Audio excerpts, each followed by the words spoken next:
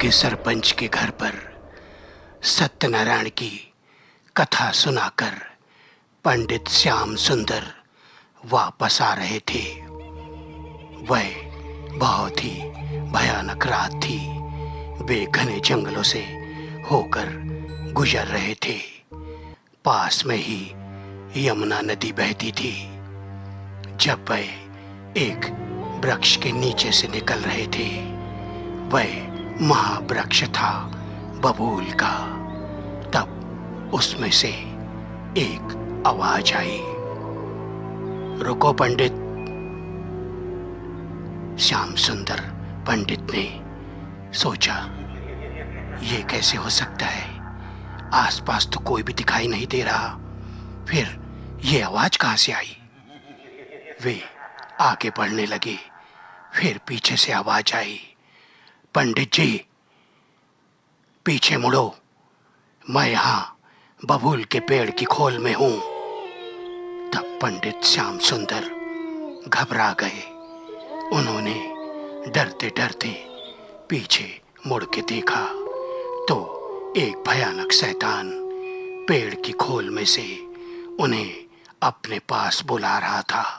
वह कह रहा था, यहाँ आइए, डरिए मत, मेरी बात सुनिए। तब पंडित श्याम सुंदर, तो दोस्तों क्या हुआ पंडित श्याम सुंदर का, और वह शैतान उन्हें क्यों बुला रहा था? कहानी में बढ़ने से पहले अगर आपने हॉरर ब्लैकआउट चैनल को लाइक, शेयर या सब्सक्राइब नहीं किया है तो कर लें। हम अंधविश्वास को बढ़ावा नहीं देते। इन कहानियों को सिर्फ मनोरंजन के तौर पर सुने। बच्चे इन कहानियों को ना सुने। आज की कहानी का नाम है शैतान मददगार। जी हाँ दोस्तों, काफी पुरानी बात है। समस्तीपुर गांव, यमुना के पास, उस गांव में श्याम सुंदर नाम का एक ब्राह्मण रहा करता था। वह बहुत ही वेद पाठी और अपने धर्म के प्रति निष्ठावान था। वह कभी भी किसी से कुछ भी नहीं मांगता था।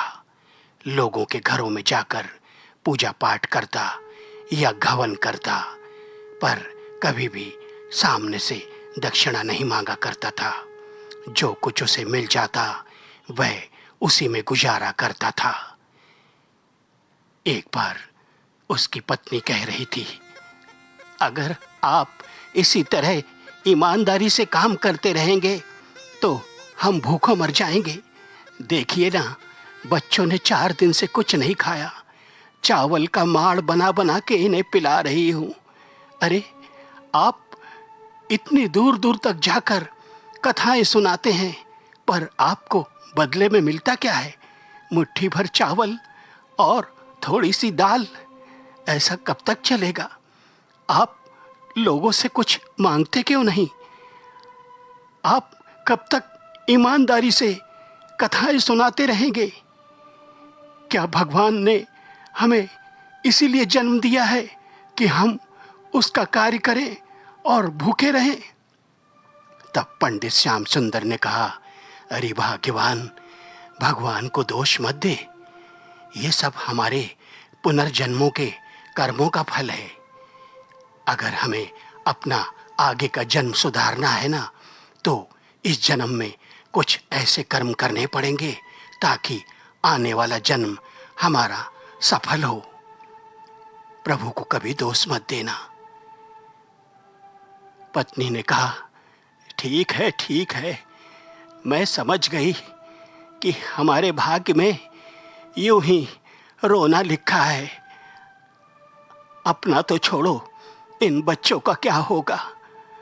जाइए, कुछ अनाज लेकर आइए ताकि इनकी भूख शांत हो। देखो बेचारे भूखे ही सो रहे हैं। पंडित श्याम सुंदर ने कहा, ठीक है, आज गांव में एक जगह सत्यनारायण की कथा सुनानी है। वह गांव का सरपंच है। मुझे उम्मीद है कि वह काफ़ी कुछ दे देगा। हमारा कई दिनों का काम चल जाएगा। और वह अपनी पोथी पत्रा लेके निकल पड़े। सरपंच के घर पे सत्यनारायण की कथा सुनाने के बाद आखिरी में सरपंच ने उन्हें वही दिया जो एक आम गरीब इंसान देता था, 2 मुट्ठी चावल और थोड़ी सी दाल। पंडित श्याम सुंदर देखकर चौंक गए। वह मन ही मन सोचने लगे, इतना धनी व्यक्ति होकर इतना कम अनाज दे रहा है, इतना तो एक गरीब किसान के घर से भी मिल जाता है। मुख सरपंच ने कहा, क्या सोच रहे हैं, और कुछ चाहिए आपको? पर पंडित श्याम सुंदर की आदत थी, वह आगे से बढ़ के कुछ भी नहीं मांगते थे। उन्होंने कहा, सुखी रहो जजमान, सुखी रहो, और चल दिए। मन ही मन बहुत दुखी थे कि पत्नी पूछेगी तो क्या कहूंगा। उस समय रात काफी गहरा चुकी थी। यमुना नदी के पास से वह गुजर रहे थे। घना जंगल था। तभी एक वृक्ष के खोल में से उन्हें आवाज आई, पंडित जी जरा सुनिए। पंडित श्याम सुंदर कुछ आगे बढ़े। उन्हें लगा मानो उनके कान बज रहे हों। वे आगे चल दिए। तभी फिर से आवाज आई, सुनिए पंडित जी, पीछे देखिए, मैं इस वृक्ष के खोल में हूं। तब घबराते हुए पंडित श्याम सुंदर ने पीछे मुड़ के देखा तो वृक्ष की खोल में से एक भयानक शैतान उन्हें अपनी ओर बुला रहा था। वह कह रहा था, यहाँ आइए, डरिए मत, मैं आपकी मदद करूंगा, आप डरिए मत, आइए, आप अच्छे मनुष्य हैं, इसलिए मैं आपकी मदद करना चाहता हूं, मुझे आपसे भी कुछ मदद चाहिए, आइए। पंडित श्याम सुंदर घबराते हुए उस वृक्ष के खोल के पास आ गए और उन्होंने कहा, क्या कहना चाहते हो तुम, और क्या कर रहे हो इस वृक्ष में, कौन हो तुम? तब उस शैतान ने कहा, पंडित जी, मैं पिछले 1000 सालों से इस वृक्ष की खोल में अपना समय काट रहा हूं, मुझे मुक्ति चाहिए, आप मेरी मदद करें, मेरी मदद करें। पंडित जी ने कहा, 1000 सालों से अब तक तुम्हारी मुक्ति नहीं हुई, तो मैं क्या कर सकता हूं इसमें? उन्होंने कहा, देखो, मैं तुम्हारे लिए कुछ नहीं कर सकता। तब शैतान ने कहा, मैंने सुना है जब मैं कभी जीवित था कि कोई ऐसी कथा भागवत की अगर सुनाई जाए तो उससे मुक्ति मिल सकती है। तब पंडित जी को ध्यान आया, हाँ, हो तो सकता है, और मुझे विश्वास है कि तुम उस कथा से मुक्ति पा सकते हो। तब शैतान ने कहा, मैं थक चुका हूं पंडित जी, मैं थक चुका हूं, मुझे वह कथा सुना दीजिए, मैं आपकी मदद करूंगा, आपको फिर कभी निर्धनता का जीवन नहीं जीना पड़ेगा। मैं जान गया हूं आप सत्य पर चलने वाले ब्राह्मण हैं, आप सत्यवादी हैं, और आप बहुत कष्ट में हैं, आपका परिवार, मैं आपकी मदद करूंगा, मुझे कथा सुनाइए।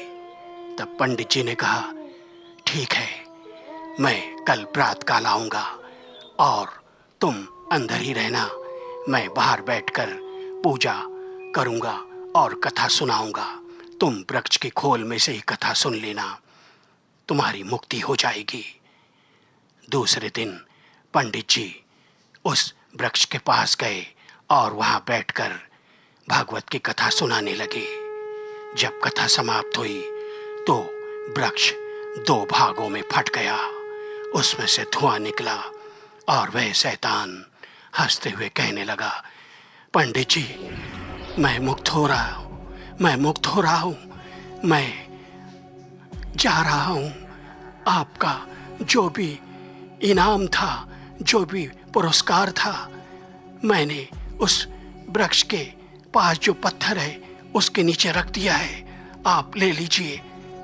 और वह धुआं बन के आकाश मंडल में विलीन हो गया।